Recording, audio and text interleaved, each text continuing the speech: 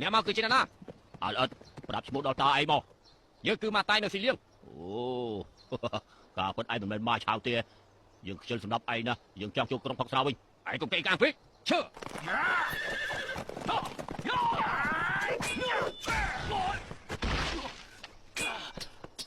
ចាប់នាំពាក្យចាំងហ្វីយើងទៅហៅអាកូនសេះនោះមក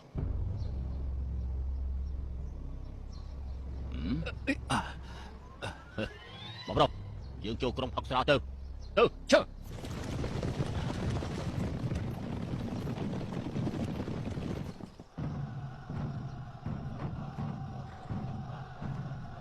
គឺតែងតែនាំគ្នាសរសើរមកឆាពិតជាខ្លាំងដូចជាគេល្បីណាស់ល្បីមិនល្បីស្អីទៅបងប្រុសជួបភ្នែកមើលបានច្បាស់ចាំមើលខ្ញុំចាក់វា10000ប្រហោងមកវិញខាងសត្រូវកំពុងតែមានស្មារតីល្អកុំចេញទៅប្រយុទ្ធ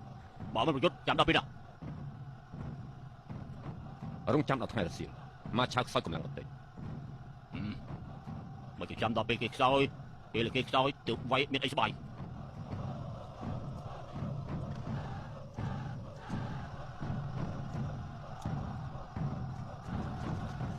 លោកម្ចាស់យ៉ាងម៉េចឬមួយមកឆាចង់វាយបហាត្រង់ដល់ខ្លួនឯងលោកbịតបចាប់បើកទ្វារត្រង់ចេញទៅប្រយុទ្ធជាមួយមកឆាហើយ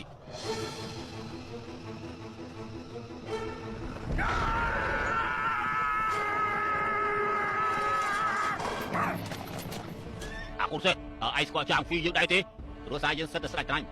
រឿងឯងមិនស្គាល់កូនក្មេងនោះហុយយើងនឹងប្រើលុយនេះដើម្បីឲ្យឯងស្គាល់យើងម្ដងចូល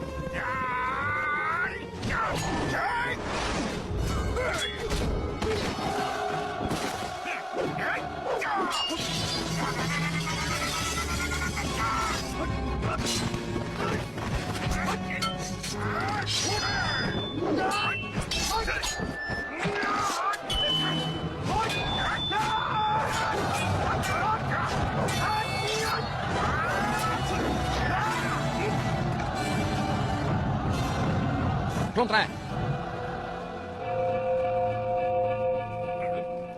កូនសេះចាំមកភ្លើតអូយផ្លុំត្រែធ្វើស្អីអូទី3ល្ងាចណាស់ហើយចូលក្រុងវិញមកថ្ងៃស្អែកចាប់ប្រយុទ្ធទៀត បងខ្លាចស្អីឲ្យភ្លើងមួយយុទ្ធទៀតបងទី3ឆាប់ចូលក្រុងវិញកូនសេះហ៊ានប្រយុទ្ធទៅជប់ដែរទេឬឯងមិនហ៊ានកងទ័ពយើងឲ្យភ្លើងប្រយុទ្ធទៅជប់ ទទួល ល្អបាយស្គរ